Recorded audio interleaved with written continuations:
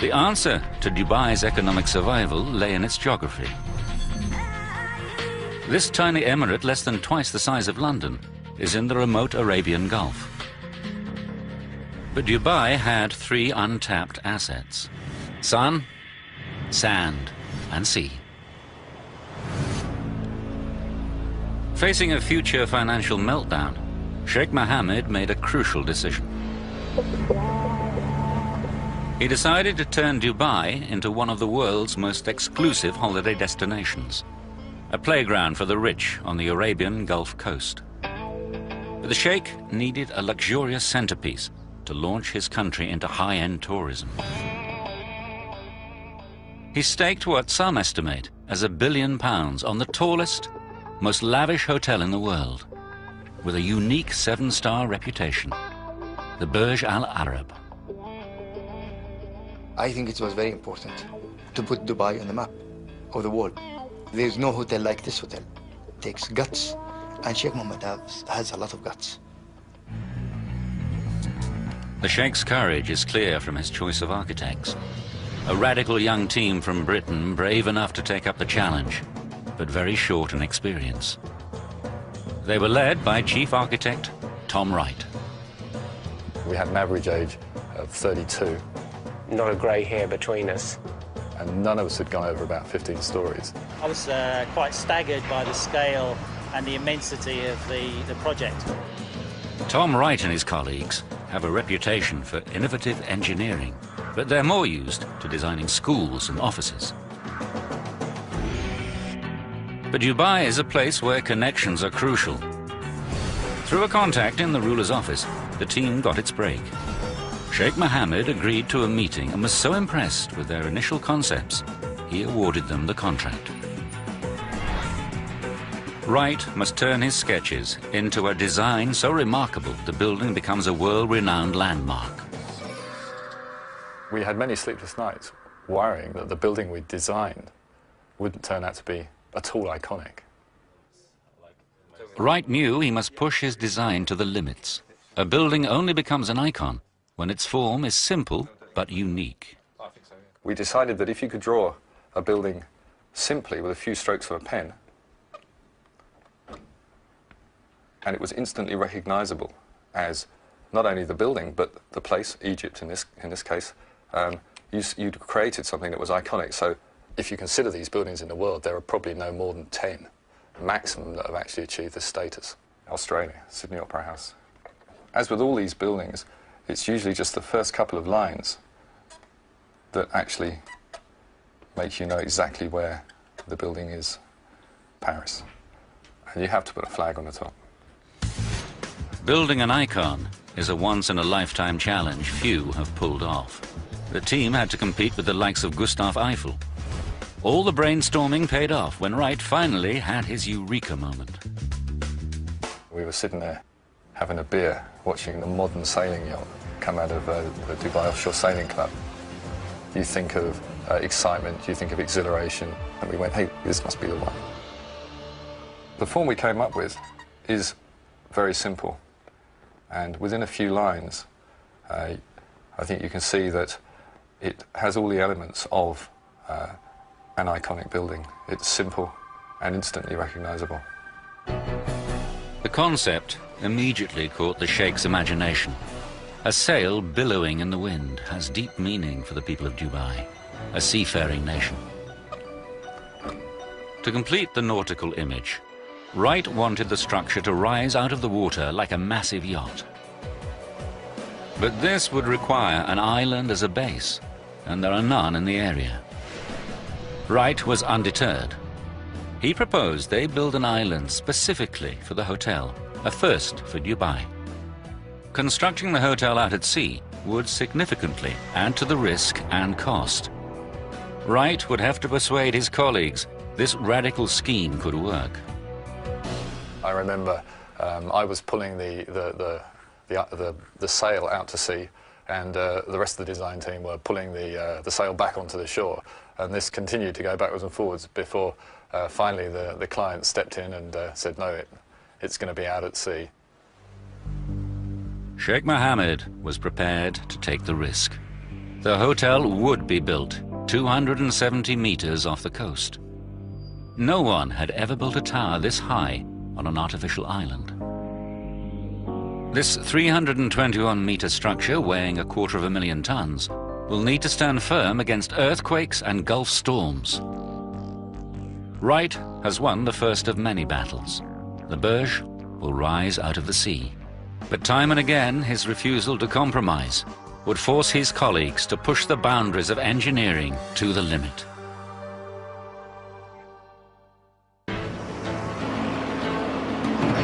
By early 1995, the construction team was hard at work, building a low-lying island for the world's tallest hotel, the Burj Al Arab.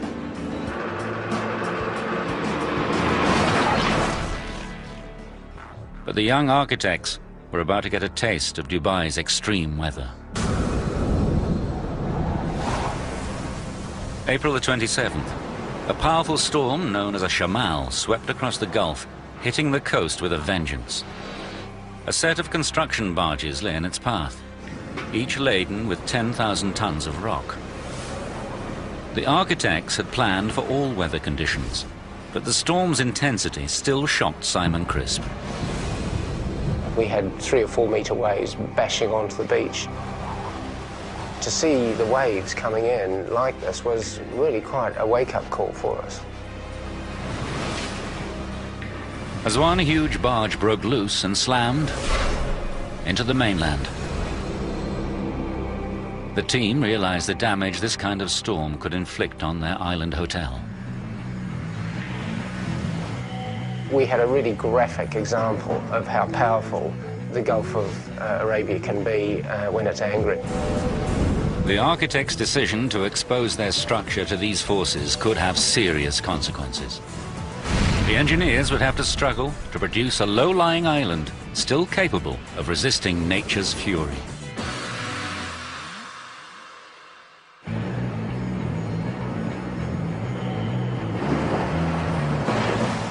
Just 5 months into the build, the team have reached a critical phase in this one-of-a-kind construction project. A debate has been raging over the height of the island. Architect Tom Wright wants to make it low, to give the impression of a sail rising out of the water. We argued a lot about the height of the island. From a design point of view, I wanted people to be close to the sea. From the start, he's gone head-to-head with engineer Mike McNicholas, who's responsible for the island's design. So I wanted the island as low as you possibly could, you know, skimming the sea. I'm coming from the other end, needed to make sure we were protecting the island. McNicholas's worst fear was that waves breaking over the island could damage the hotel or even drag guests into the sea. Initially, the engineers planned to build the island from rocks. They're available locally and the technology works. But Wright rejected this plan. A rock island would have to be far too high and wide to repel the sea safely. To keep the island low, McNicholas experimented with pioneering concrete blocks designed to reduce the impact of the waves. But no one in the Gulf had ever used these blocks before. I had to insist with the team that we carried out tack testing. It was the only way we were going to be sure that the island would be safe. These tests replicate the power of the tallest waves that can occur once in 100 years, then send them crashing into a series of differently configured models. 3 weeks of testing proved the hollow blocks work. The construction team built the island with steep rock slopes, then covered them in the concrete blocks to absorb the force of the waves. These ingenious blocks work like a sponge. As the wave hits, the water passes inside the space and turns around on itself. The force is largely dissipated. With the engineers' help, architect Tom Wright has won his battle for a secure low island that rises only 7.5 meters above the waves.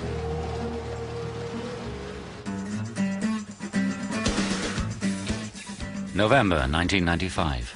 The artificial island for the world's tallest all-suite hotel was now complete. The construction team could start phase 2 of this unique project, the foundations. The support needed for any skyscraper is vast. But the location of the Burj Al Arab presented an added challenge. It had never been done before to build something like this on reclaimed land. I mean, we're talking about a 300-metre high tower on a man-made island in 6 metres of the Arabian Gulf. The problems multiplied when the results of core tests revealed bad news. The drilling team searching for bedrock for the foundations drilled deep into the seabed. But even a full 180 metres down, there was no solid rock. This would make their job tougher, but the architects remained defiant. The average person would think we're crazy to build something like this on sand, let alone out in the water. This 321-metre structure has to stand firm against earthquakes and 90-mile-an-hour winds. But its foundations depend on nothing more substantial than sand.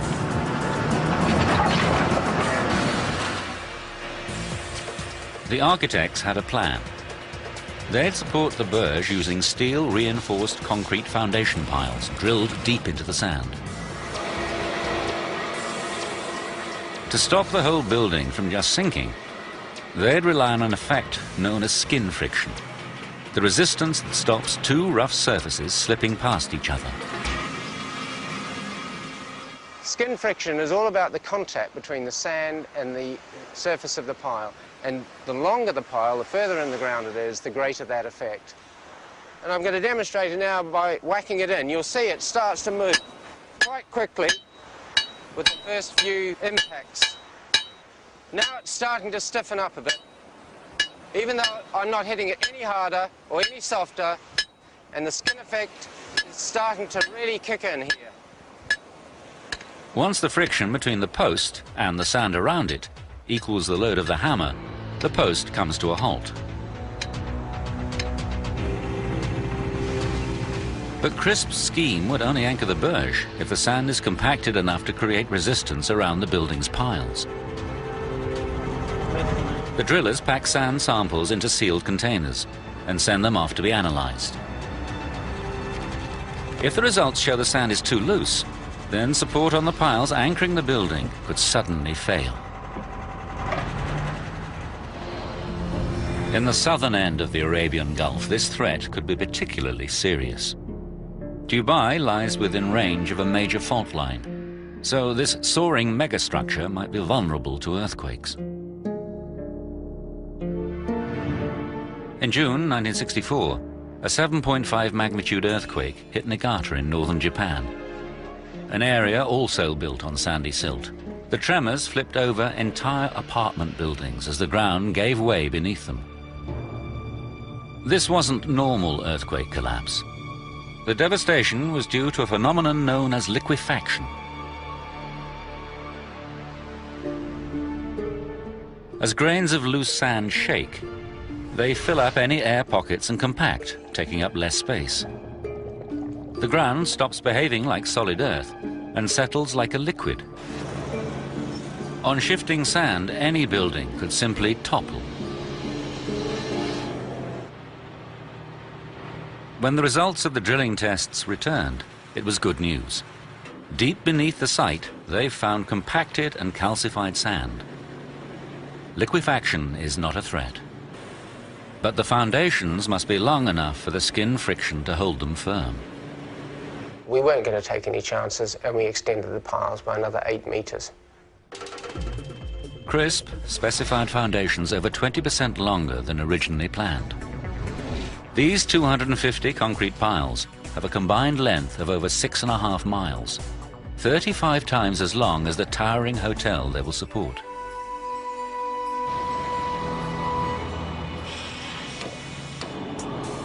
One by one, the engineers were solving the challenges thrown up by this extraordinary structure.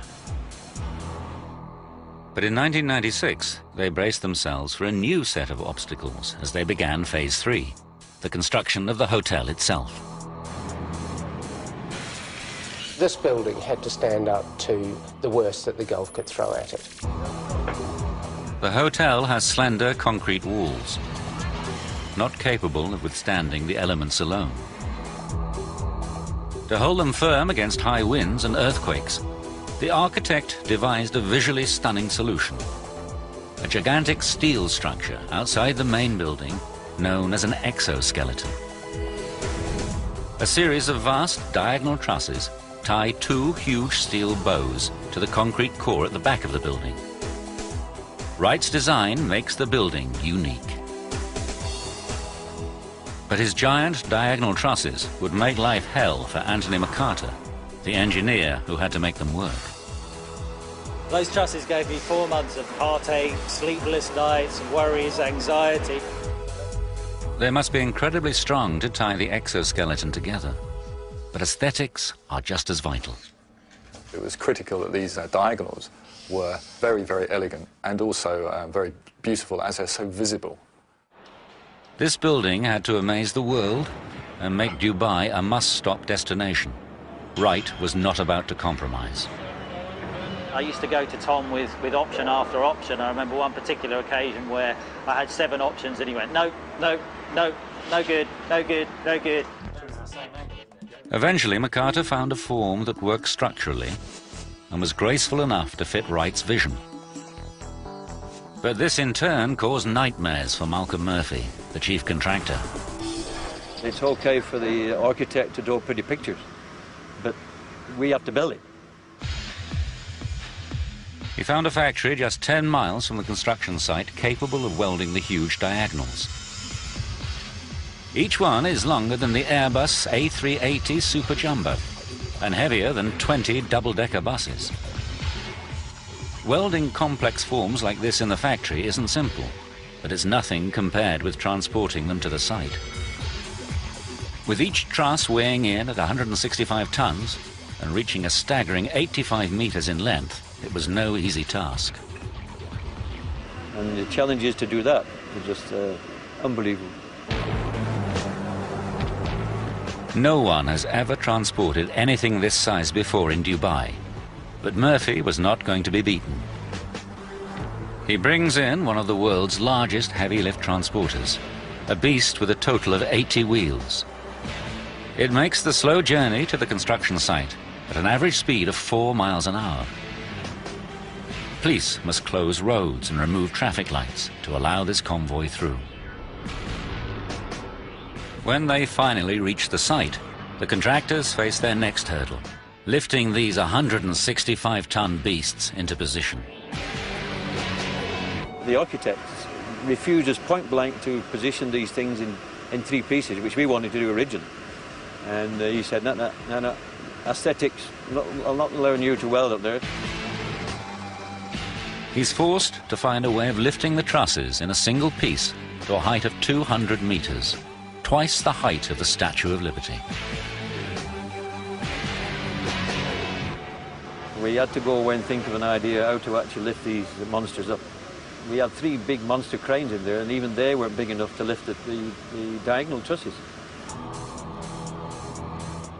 Murphy had to look further afield for a solution. Specialist lifting gear from Singapore. His team set up winches, like those used on offshore drilling rigs, high on cantilever frames 15 meters from the building.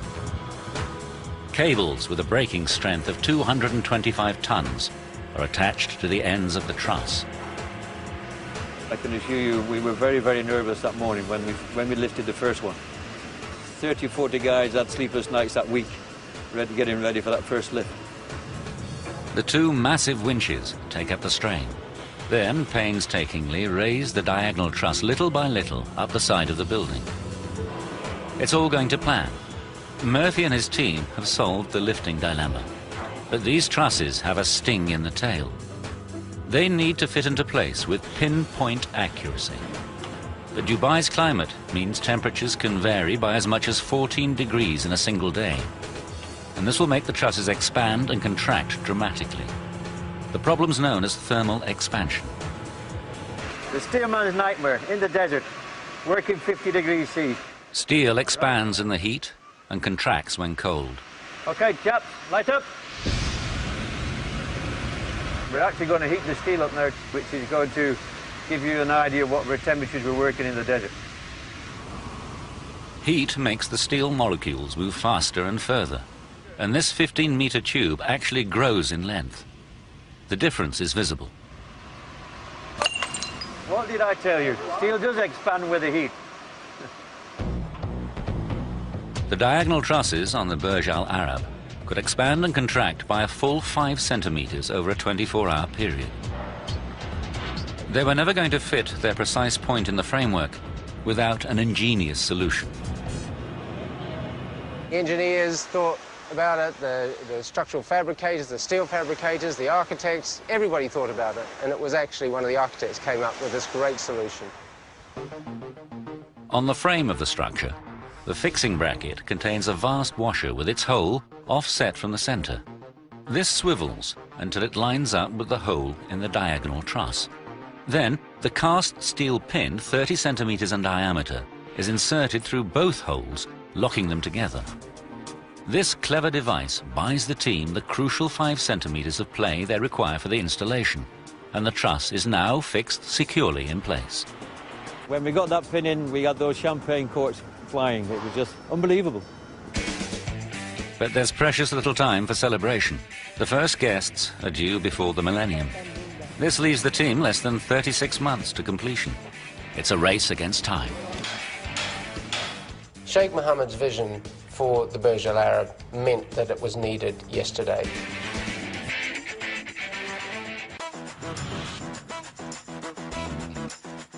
January 1997, and a colossus is emerging out of the Arabian Gulf. The Burj Al Arab will become the tallest hotel in the world, the last word in luxury and a proud symbol for Dubai. Architect Tom Wright wants the building to be beautiful. The steel sections of the exoskeleton that will support it must be as minimal as possible. The view from these £1,000 a night suites would have to live up to the price tag. When you're in the suite, looking through the windows, they are right in front of you. So they have to be exceptionally well detailed and well put together. But this created a dilemma. If Wright make the exoskeleton too light, the wind's force at 300 meters above the Gulf could shake the building apart. Too bulky, and the elegant form of his yacht-shaped structure would be ruined. Once again, Wright and the engineers, who must make his hotel safe, were on a collision course. When you're designing a building that is taller than the Eiffel Tower, and you've never done one before, you want to make sure that you've got it right. The form with its steel exoskeleton was so groundbreaking. For the first time in Dubai's history, engineers decided to do tests in a wind tunnel. Wind engineer Volker Buttgereit knows the Burj Al Arab is one of a kind. Before this building came along, most of the buildings in the Gulf were fairly orthodox shape. They were square, they were rectangular, they were nowhere near this scale. So doing a wind tunnel test for a building in those days in the Gulf was almost outrageous. But for this extraordinary structure, it was essential. The wind tunnel simulated the wind effects of the Gulf around this 1:50 scale model. This building has seen some pretty severe loads, almost twice what it would be seen in London. We measured suctions which were the order of a weight of a car hanging off, trying to suck the panel off the building. So that's quite something. The wind tunnel threw up results that could threaten the entire exoskeleton. When we first saw the design, there was immediate concern about vibration due to something called vortex shedding.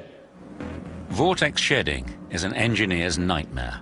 Certain wind conditions blowing over sharp edges on the steel structure can create miniature tornadoes.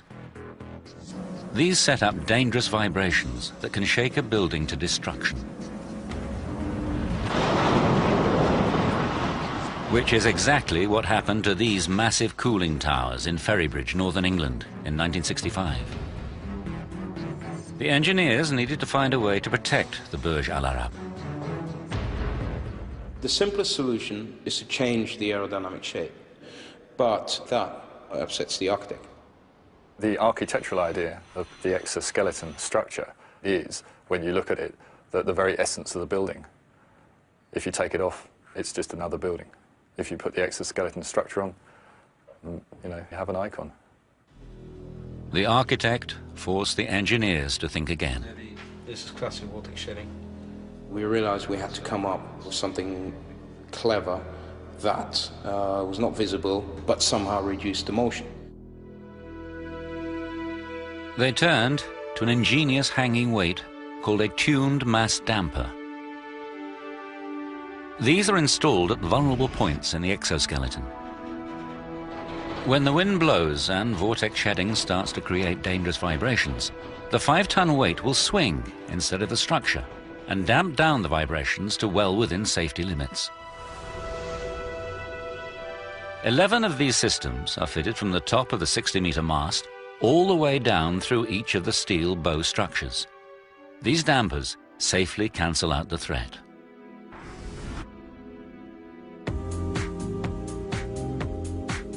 June 1997, and Dubai's reinventing itself as the luxury tourist destination.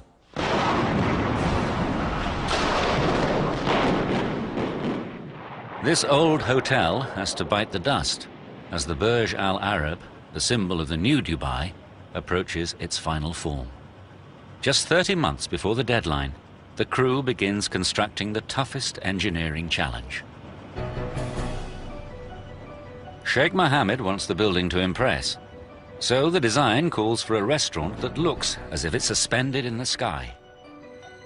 I like the idea of the visitor sitting out in space, looking across the view towards the Arabian Gulf and Dubai, and sort of almost floating up in the clouds. The whole idea of hanging out over space would give you a dining experience pretty unparalleled. The Al Muntaha, or Ultimate Sky View restaurant, will soar 200 meters above the sea and project nearly 27 meters out on both sides from the building's narrow central core. Once again, right through down a gauntlet to structural engineer Anthony McCarter. It was his job to secure this eccentric wing-like structure with no visible means of support. When Tom first showed it to me, I must admit I thought he was crazy.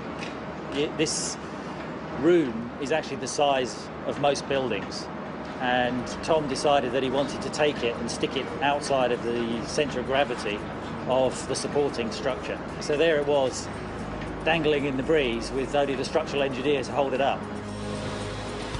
And if the engineers were to get the calculations wrong, the whole thing could tumble 200 meters to Earth. McCarter found a solution to the pull of gravity that pushes conventional engineering to new heights. In the concrete core at the back of the building, he cast a series of steel brackets known as embedments. 10 enormous steel girders radiate off them, up to 1.6 meters high. These beams form the base of the rigid steel floor. The wing-like exterior was attached to it, and the entire restaurant could then be enclosed in aluminium and glass. This gravity-defying structure will survive winds of close to 100 miles an hour. It's an engineering triumph. But they were just 4 years into the 6-year program. No one could afford to take their foot off the accelerator. The program was relentless and challenging. 24-hour working, 6 o'clock, site meetings in the morning, every morning. You live, sleep, breathe the building. The challenge really was on, can we design it and finish it by the original program? The Burj Al Arab was due to open in time to celebrate the millennium, just 2 years away.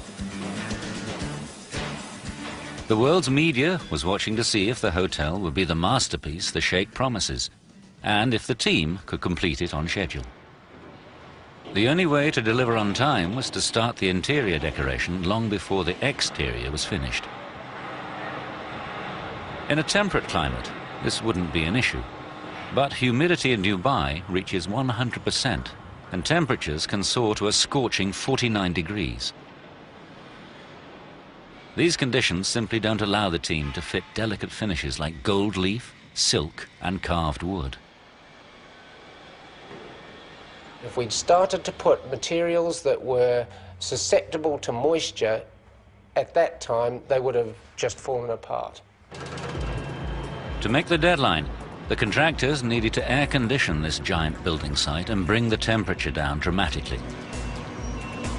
The first step was to enclose the building by installing the final wall. Wright's iconic white sail going to be... When we first proposed the idea of the fabric sail wall, there was a lot of skepticism. People thought that it couldn't be done. They stretched woven glass fibre sections between huge horizontal beams. The surface is pre-coated with Teflon to resist dirt and sand. The result notches up another first for the Burj, the largest fabric wall anywhere in the world. The reflective properties of the white sail will help keep the temperature down. But the contractors still needed to find a way for trucks to enter the building without allowing in the desert heat. The solution was to install a huge airlock. Trucks drive in, the vehicle pauses as the doors close behind it. A second set of doors then open, and the vehicle moves out of the building. The airlock and the sail wall seal off the building. But cooling a space this large during construction could create another setback. This unique structure now boasts the world's largest atrium, soaring to an amazing 180 meters. All this warm air can hold far more water vapor than cold air. If they were to cool this hot, humid environment too quickly, they could create uncontrollable condensation. We could have had a rain cloud form at the top of the atrium and create massive damage to the interior design. The only way to avoid rain clouds would cost valuable time. The contractors switched on the giant cooling system and brought the interior temperature down steadily by less than 1 degree a day. Given the schedule, it was painfully slow. We started to cool the building down in June 1998. By December 98, it was pretty well down to temperature. At last, the interior decoration could begin. But for a job like this, that has to be approved by the Sheikh, they needed a world-class designer. Quan Chu, who's already worked for the Sultan of Brunei, knows exactly what it takes to satisfy royalty. So, she was ideally qualified to take on the most luxurious hotel on the planet, with its daunting 202 palatial suites and 180-meter atrium. But she had just 24 months from design to completion to be ready for the guests booked in for the millennium. I had a very, very tight program. So what we did was that the entire office, all 50 designers, just dropped everything else. Solidly, we just worked on the Burj Al Arab. She not only faced a frantic schedule, Sheikh Mohammed was expecting her to amaze the world. The brief basically asked us to design something that's never been ever designed before, and that will never be designed ever again. Quan Chu and her team pulled out all the stops and began to produce interiors they hoped would match the Sheikh's ambition. But as they struggled to meet the deadline, another more severe problem came up. The Sheikh had a new requirement. He wanted to offer guests every conceivable electronic gadget in their suite. But this could have dangerous consequences. A new member of the team was suddenly in the hot seat. Electrical engineer Rob Roos faced the biggest challenge of his career. There was a total redesign or a total change in the interior design, and that imposed overnight almost a 50% increase in the electrical load of the building. The Sheikh's plans mean each suite requires an enormous 14 kilowatts. That's 8 times the load of a normal British house for every suite. With 202 suites, that's enough electricity for a town of over 6,000 people. In fact, it will power all the electric curtains, 52,000 lights, most of them on dimmers, and over 3,000 miles of electric cable. All these electronics can scramble the waveform of the electric current and create a problem known as harmonic distortion. This can melt the sheathing around live cables and start a raging fire. That was a situation which was just totally unacceptable. We had to deal with that. The people of Las Vegas know just how lethal an electrical fire in a hotel can be. In November 1980, in the city's MGM Grand Hotel, a pair of wires short-circuited. This caused a blaze that wreaked destruction. 85 people perished in this real-life towering inferno, and over 700 were injured. This was one of the worst hotel fires in history, all caused by a simple electrical fault. Bruce needed a solution to the fire risk, and fast. Obviously, the hotel was under construction. There were some fairly heavy deadlines to try and get the hotel finished and opened, and this was a major change. His response took electrical engineering to a new level. He devised a harmonic filter system. First, it detects the electronic distortion. Then it sends a current that's the mirror image to cancel it.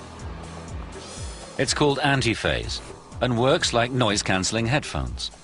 His filters are now installed on every third floor, and at the point the electricity enters the building. No one had ever attempted a system on this scale before. This was the largest active filter installation of its kind in a building like this anywhere in the world. A world-class solution for a world-class megastructure.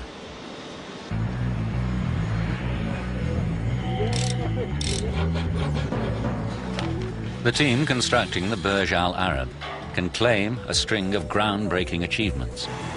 They built the first artificial island off the coast of Dubai, constructed the tallest atrium in the world enclosed by the largest fabric wall ever built, and with the mast finally in place, this structure is now taller than any other hotel on the planet. 5 years into the project, the team reached an important milestone. The iconic exterior was almost complete, but the interior decoration of the world's most luxurious hotel was seriously behind schedule. This stage had always been a race against time, but Sheikh Mohammed was about to send the design team into a tailspin.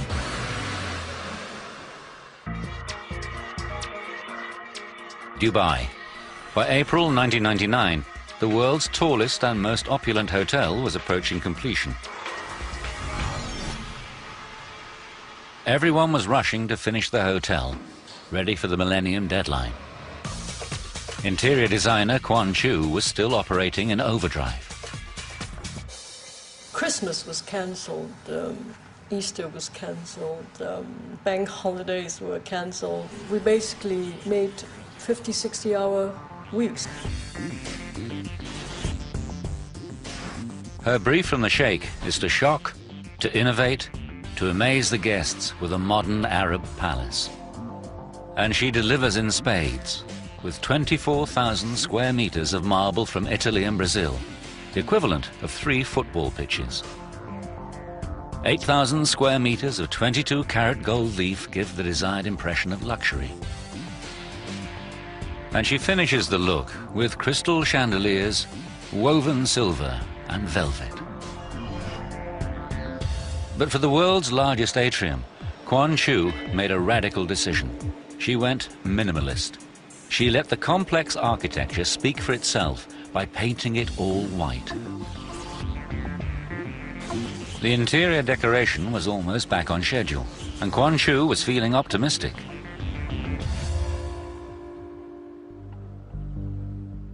Then came the moment of truth.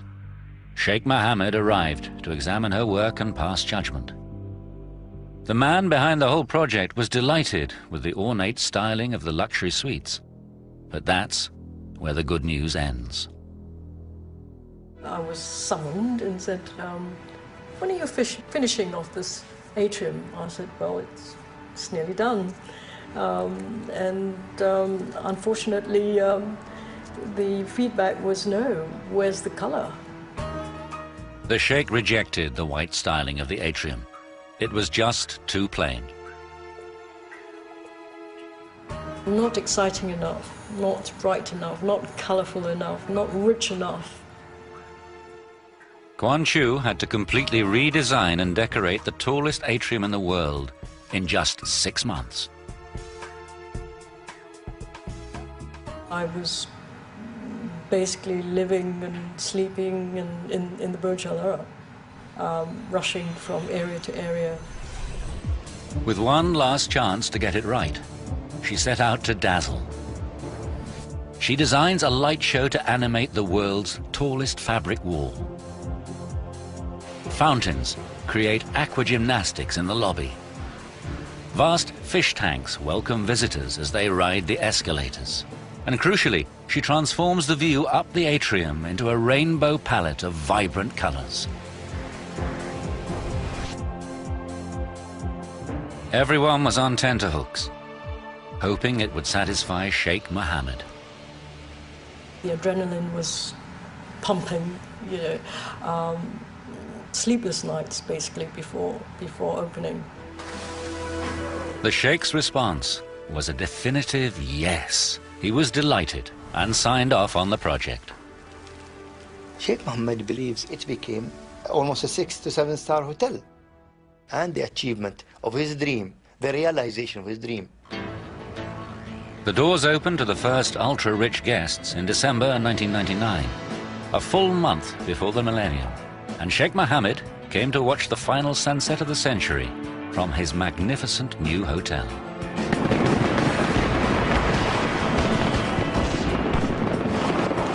Architect Tom Wright and the team have fulfilled the brief. Every part of this iconic structure is extraordinary. A spectacular combination of fire and water greets you before you even enter the building. In the ground floor restaurant, a team of divers care for 700 exotic fish in this 280 cubic meter tank. The result allows guests to get intimate with sharks while they eat. At the opposite end of the world's tallest hotel, this amazing feat of engineering, the Cantilever restaurant, delivers Tom Wright's vision of dining in the sky. Staying here doesn't come cheap. Suites cost up to £14,500 a night. And for guests with that kind of money, there's the helipad weighing 330 tons, projecting off the building a full 200 meters above the sea. When it's not being used as a tennis court by Roger Federer and Andre Agassi, it offers a very exclusive way of arriving at the world's most exclusive hotel. The Burj Al Arab is a project of a lifetime. No other project will ever match this one. The engineering triumph of creating Dubai's first artificial island has had far-reaching effects. It's paved the way for a series of enormous schemes, each more ambitious than the last. From the Palm Island, which sold out in 3 days, to the World Islands and beyond. The tallest hotel on Earth has laid the foundations for a secure future when the oil runs out. And it's all down to Sheikh Mohammed's foresight and architect Tom Wright's unique vision. We knew from the start that we had the opportunity to produce something quite startling. And this project, I really think we achieved that.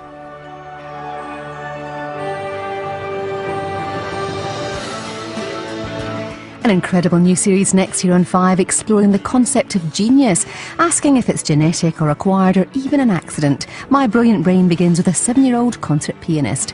While on 5 US, it's dirty, very, very dirty. More in a moment.